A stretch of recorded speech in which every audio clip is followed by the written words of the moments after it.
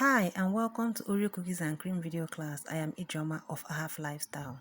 Here is 100 grams margarine. I'm adding vegetable oil to it, and I'm adding my castor sugar as well. My castor sugar is 175 grams. I used 100 grams of margarine, 100 grams of vegetable oil. 100 grams of vegetable oil equals 100 ml of vegetable oil. And here I'm adding my castor sugar. I used 175 grams. You can see it. So guys, I'm going to remove my scale and I'm going to use my hand mixer to mix it together. Mix it to combine, and you have to mix until it is pale, light and fluffy. Averagely, my mixing time for every 250 to 300 grams of flour batter, I normally mix on the average of 3 to 5 minutes. A minimum of 3 minutes, and it doesn't exceed 5 minutes. Usually 3 minutes is good for me. So guys, for you not to overwork your hand mixer, you can pause in between, give it a 10 seconds, 5 seconds break before you start again, so that it doesn't work all through the 5 or all through the 3 minutes you're going to be using it. So you can see the consistency is beginning to change, and you can see the sides. Some of the batter are on the sides, and at this point it needs to be scraped. So I pause to scrape it down using my spatula. You can use your wooden spoon. I scrape it down so that everything can come together, so that it will have a uniform texture after waiting. So I scrape the sides and I continue with my waiting. In this video, it may seem long, but in real life, it is actually not more than 5 minutes. I usually whisk between 3 to 5 minutes. If I'm doing a larger portion of batter, like 500 grams at a time, I may have to whisk up to 7 minutes. So please remember not to over whisk, so that it doesn't become grainy or begin to look somehow.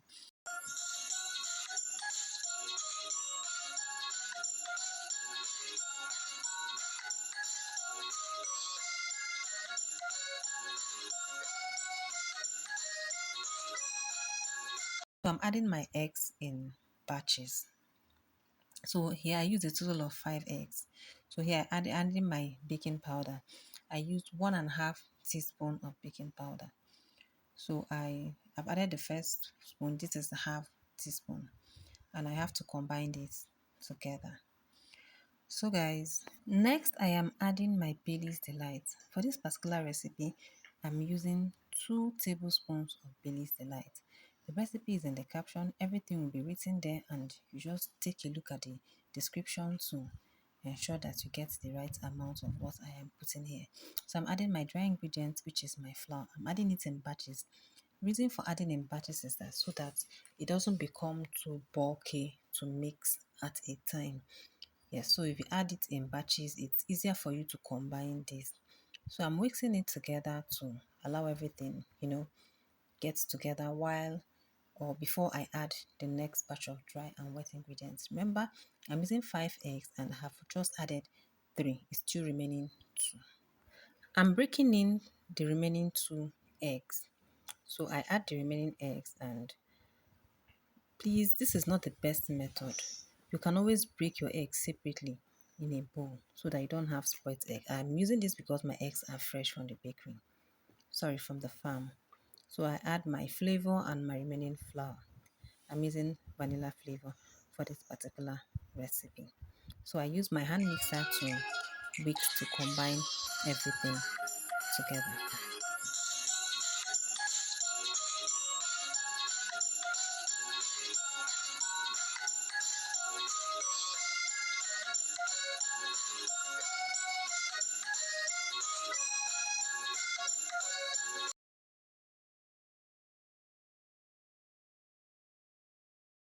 You can see how lush this batter is already looking. You can see the way it's looking. So guys, it's already well combined at this stage. So any moment from now, I'm going to remove my mixer. So I have to remove my mixer, and I'm using my spatula to give it a mix. Reason for this spatula stir is if there is any whisked batter at the bottom, is going to bring it up and combine it properly, and also remove a bit of air bubbles. So here are my Oreos. I'm going to break them up. Oreos, each of these Oreo weighs 50 grams. So I'm using 100 grams of Oreos, and I'm going to break it up into, smaller sizes. So I'm using my wooden spoon to break them up. Next is my whipped cream. I have already whipped it and you can see the way it is looking. The recipe for the whipped cream is 100 grams of already whipped cream, not powder. So guys, I add this and I use my spatula to, combine it a bit because it is stiff picked whipped cream. You can see it is quite thick. So I use my spatula to combine it, break it up. And after a while, I'm going to use my mixer as well to do the final combination. I first use my spatula to break it up. You can decide to use your mixer at a go to combine it. So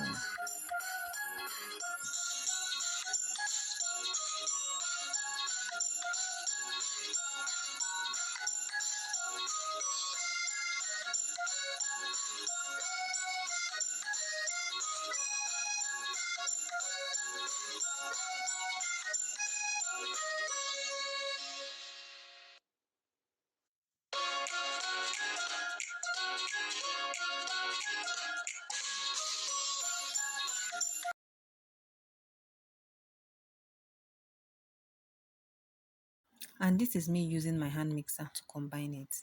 When I'm done combining with my hand mixer, you can see how creamy it's going to be looking. So then wait for about 1 or 2 minutes. You're going to see how it looks.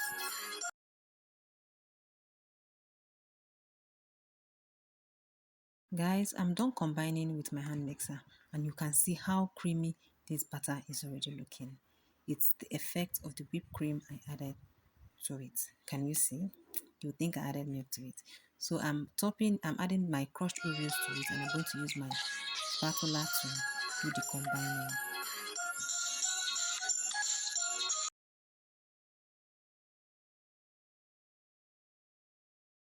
In a well greased and lined pan, yes, I grease and line my pan prior to this time. So I'm going to pour this batter into it. Guys, can you take a look at this batter? Can you see the way it's looking?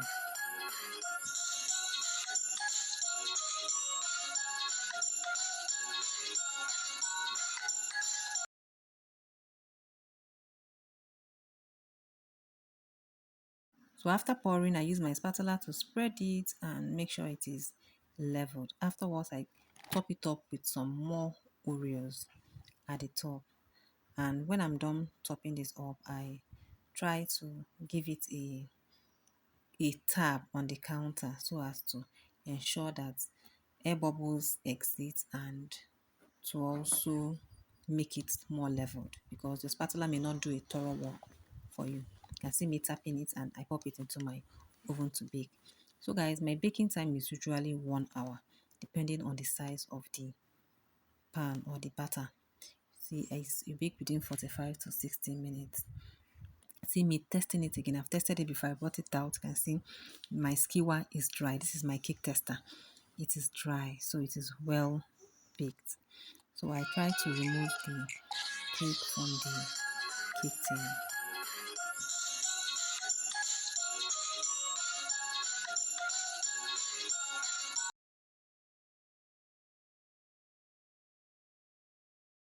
Guys, take a look at this loaf cake.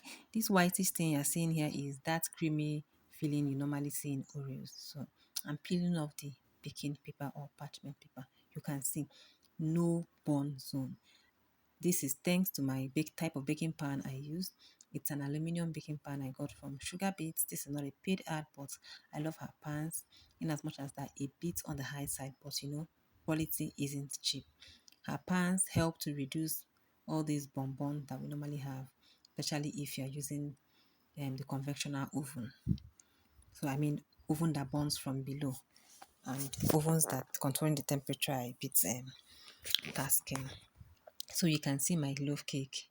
Oreo's cookies and cream loaf cake. It's so beautiful. And guess what? This cake tasted really great.